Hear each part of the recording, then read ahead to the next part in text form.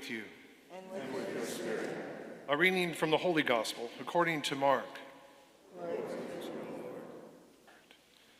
As Jesus was leaving Jericho with his disciples and a sizable crowd, Bartimaeus, a blind man, the son of Timaeus, sat by the roadside begging. On hearing that it was Jesus of Nazareth, he began to cry out and say, "Jesus, Son of David, have pity on me."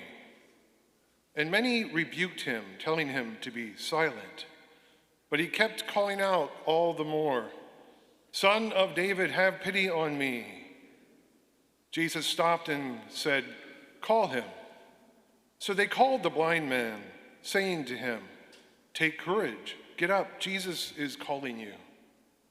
He threw aside his cloak, sprang up, and came to Jesus. Jesus said to him in reply, "What do you want me to do for you?"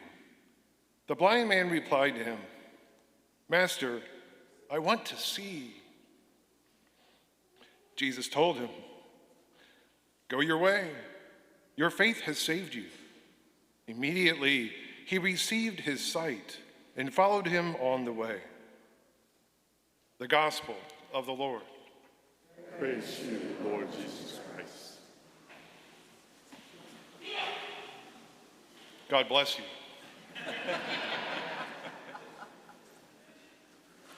Anyone else tired of making repairs on things? Car breaks down. Anyone own a house? I'm the business manager. I own 2 houses, right? This is a big house. Last weekend I was gone. My wife and I were out of town, so we left early Friday morning. And when I came back on Tuesday, early morning, I was driving on our property right in front of the church here. There's a stop sign. And somebody had hit it. It was bent way over. And I'm just like, seriously? One more thing to fix, right? And you know, the way we're built, we all fill the story in. No matter what we hear, we kind of fill that story in our mind. And I knew it was one of 3 things that had occurred. The first one was it was a parishioner who had hit it. I didn't know which one of you, but I knew that a parishioner had probably hit it. The second option was that I call them the cut-through people. Don't start doing this, but I don't know if you know this, but we have people that jump on our property on Clio and cut through to get to Wilmington Pike.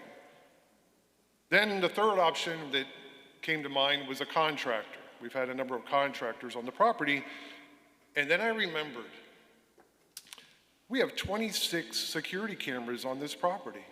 Did you know that? And one of them faces right at that stop sign. So I was going to find out which of those 3 I was correct on. So I watched the video. It took a little bit of time, but the stop sign was straight up and down. And then on Tuesday when I arrived, it was like this. And I narrowed it down to about a 5-minute window, and I fast forwarded it. And what did I see? I saw the stop sign at one point, the wind picked up, and it was going like this. And then it slowly went like that. I see, and yet I am blind.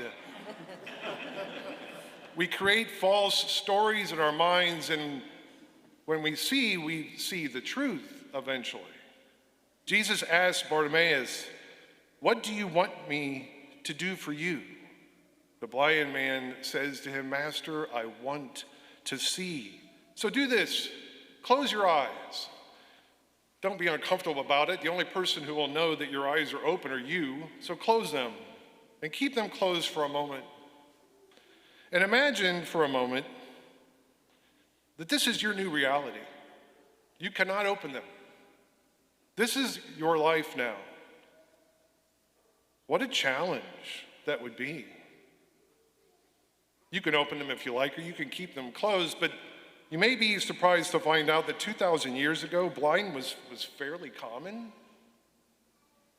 There were viruses, infections, and we know that they were transmitted easily because people did not wash their hands like we do today, hopefully. And flies. transmitted this eye disease that was common then to other people.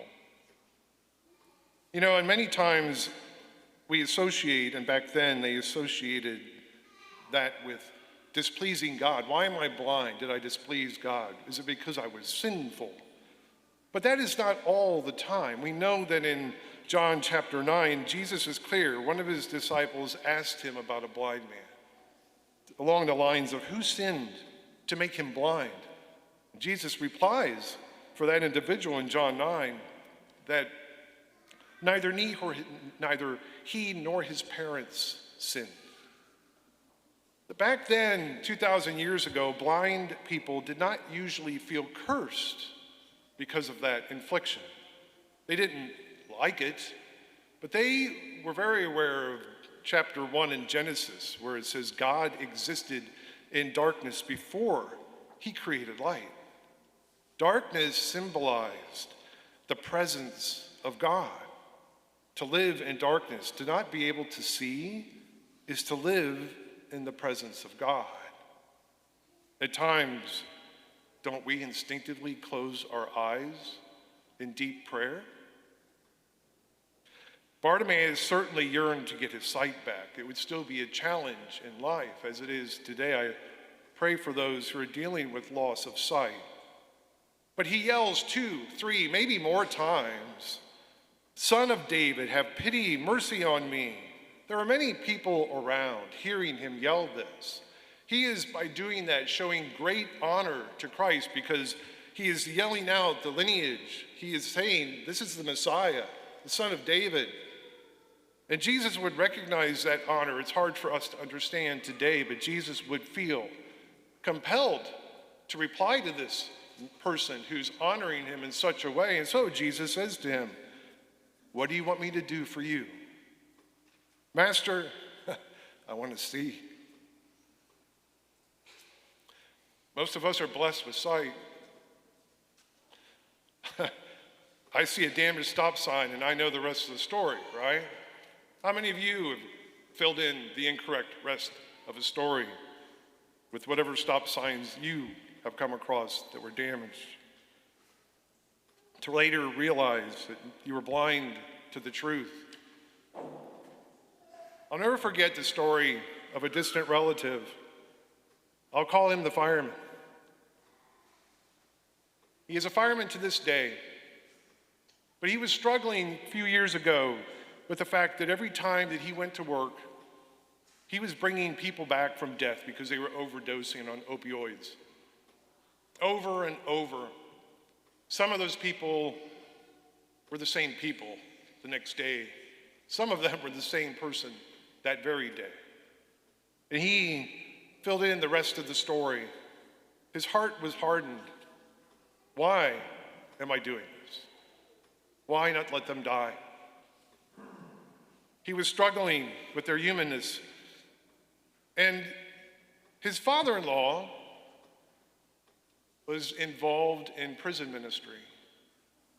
And about the same time that was going on, he was visiting a prisoner and she shared with him that she had OD'd on opioids maybe a number of times. And he shared with her the story of his fireman son-in-law. And so she wrote a letter to that fireman.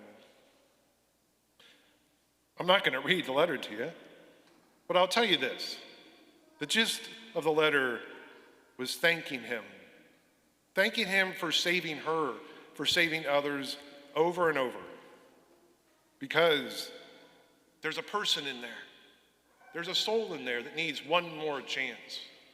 And it's so hard for us to forget that they're struggling in life. It changed him. Probably didn't make his job any easier. He's still dealing with it. But it gave him a new perspective. It opened his eyes. Today we heard Jesus ask Bartimaeus, and now he asks all of you, what do you want me to do for you? And the question is, like Bartimaeus, will you reply, Master, help me to see?